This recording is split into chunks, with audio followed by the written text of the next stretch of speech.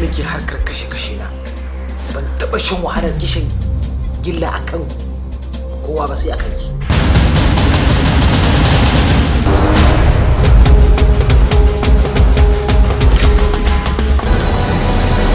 Waye ba ku damar shigowa cikin gidana?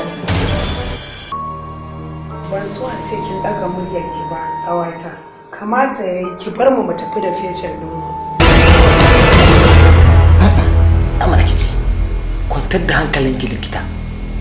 Likitan mahaukata ne yazo ɗaukar mahaukaciya.